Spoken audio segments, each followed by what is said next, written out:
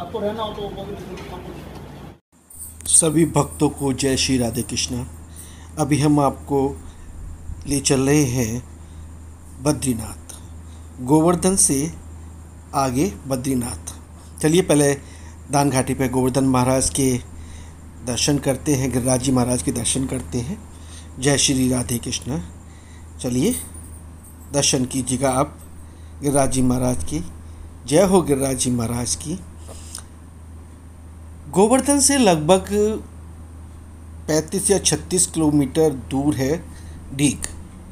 डीग में ही बद्रीनाथ मंदिर है और वहाँ पर वही मान्यता है जो उत्तराखंड में बद्रीनाथ जी हैं। श्री कृष्ण भगवान ने अपने माता पिता को दर्शन कराने के लिए योग माया जी से कहकर वहाँ पर स्थापित कराए थे। फल की प्राप्ति वही होती है जो उत्तराखंड में जाकर आप दर्शन करेंगे, या चाहे आप ब्रज के बद्रीनाथ जी में जाकर दर्शन कर लीजिएगा, फल की प्राप्ति आपको पूरी वही मिलेगी। डीग में आकर जब गणेश जी का त्राया आएगा तो उसके बाद हम सीधे हाथ की तरफ चलेंगे। सीधे हाथ पर जब चलेंगे तो एक रेलवे फाटक आप मिलेगा और रेलवे फाटक को बिल्कुल सीधे चले जाएंगे। जाने के बाद एक गेट आपको सीधा जाके दिखाई देगा। इस गेट के अंदर हमको जाना है। यहीं से बद्रीनाथ जी के दर्शन करने के लिए रास्ता जाता है। वहाँ किसी से पूछेंगे आप, आपको लोग बता देंगे। चलिए अब हम चलते हैं बद्रीनाथ जी के दर्शन करने के लिए। वहाँ पर एक ये आपको गौशाला दिखाई देगी, बिल्कुल मंदिर के पास ही है, ज़्यादा दूर नहीं है। और उससे थोड़ा सा आगे अब जब हम चलेंगे तो आपको ये बद्रीनाथ जी का मंदिर दिखाई देगा। यहाँ पर ज़्यादातर आदि बद्रीनाथ लोग बोलते हैं और आदि बद्रीनाथ यहाँ स्थापित हैं, मगर फल की प्राप्ति आपको उत्तराखंड के बराबर ही मिलेगी। आप एक बार ब्रज के चारधाम की यात्रा करके तो देखिए, बड़ा आनंद आएगा। आप एक दिन में पूरा कर सकते हैं। ये बद्रीनाथ जी का मंदिर है। अंदर चलते हैं और अंदर जाके दर्शन करते हैं बद्रीनाथ जी के। प्रेम से बोलिए जय हो बद्रीनाथ जी की।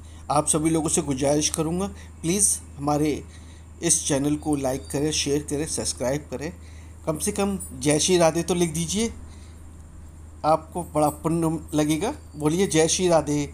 अभी मंदिर के कपाट बंद हैं, तो चलिए हम पहले प्रांगण, मंदिर के प्रांगण के बारे में जानकारी प्राप्त करते हैं। यहाँ पर ये मंदिर का प्रांगण है और यहाँ पर भंडारा भी चल रहा है।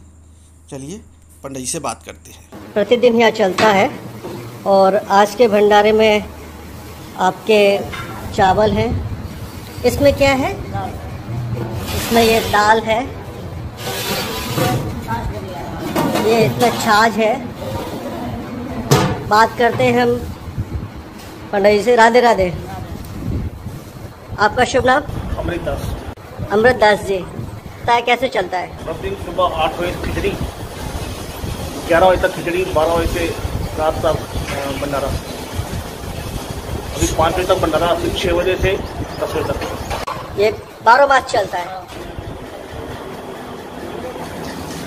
बद्रीनाथ जी का प्रिय भोजन खिचड़ी है, इसलिए प्रसाद में खिचड़ी मिलती है सुबह।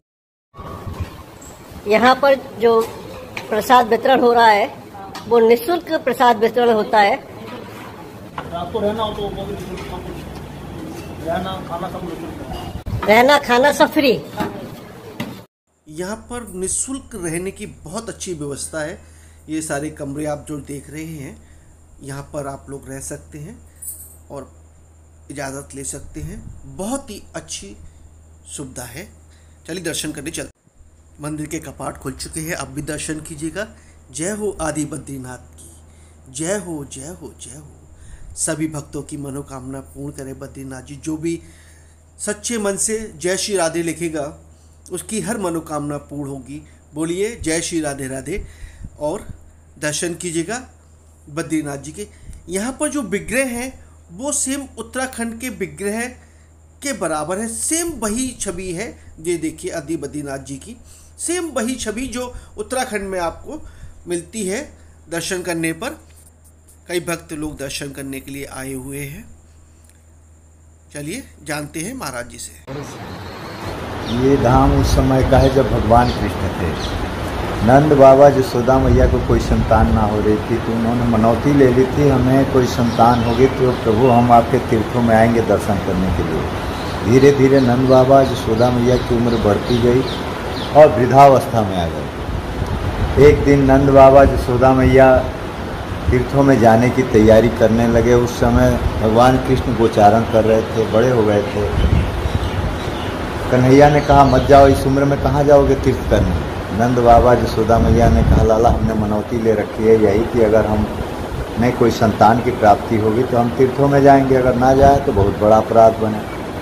तब भगवान कृष्ण ने उन लोगों से कहा कि आप लोग मत जाओ तीर्थों में, इस उम्र में कहाँ जाओगे, चलो हम सब मिलकर यहीं तीर्थों को बुलाएंगे और यहीं तीर्थों के दर्शन करेंगे। भगवान कृष्ण सबको लेकर साथ में आए, बोले आंख बंद करके तीर्थों के नाम ले लेकर के सब प्रार्थना करो। सब ने प्रार्थना करने लगे। तो भगवान कृष्ण ने योग माया द्वारा समस्त तीर्थों का आवाहन किया। यहाँ तक कि कुंड, पर्वत, वन, सरोवर जितने भी पवित्र तीर्थ थे सबको ठाकुर जी ने ब्रज में आवाहन करके जगह दी। यहाँ पे बद्रीनारायण, नर भगवान, उद्धव जी, यहाँ देखिए ये रामेश्वर जी हैं, पार्वती मैया हैं और आदि गणेश हैं। यहाँ नंदी के ऊपर शिवलिंग का दर्शन है, जो ये एक अद्भुत दर्शन है। यहीं पर है नंदी के ऊपर शिवलिंग का दर्शन। आप कहीं भी जाओगे तो नंदी के ऊपर शिवलिंग का दर्शन नहीं होगा। और यहाँ जो गणेश जी हैं वो आदि गणेश हैं, जिनका सूंड हमेशा दाएं तरफ है। हर जगह जाओगे तो बाएं तरफ सूंड के गणेश जी के दर्शन होंगे। ये भी अद्भुत दर्शन है यहाँ का। यहाँ की केदारनाथ के नंदी के पेट में शिवलिंग का दर्शन है, जो बैठ करके प्रवेश किया जाता है। तो ये सारी मूर्तियाँ स्वयंभू हैं। नीचे तप्त कुंड है, जो यहाँ पर्वत देख रहे हो, नर पर्वत, नारायण पर्वत, गंधमादन पर्वत, त्रिकूट पर्वत।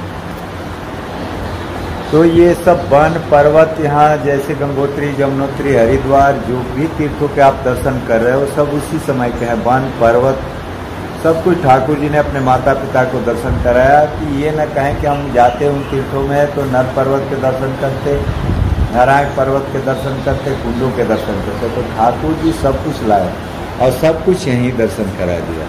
बोले अब जितनी बार इच्छा करें इनके दर्शन करते रहो।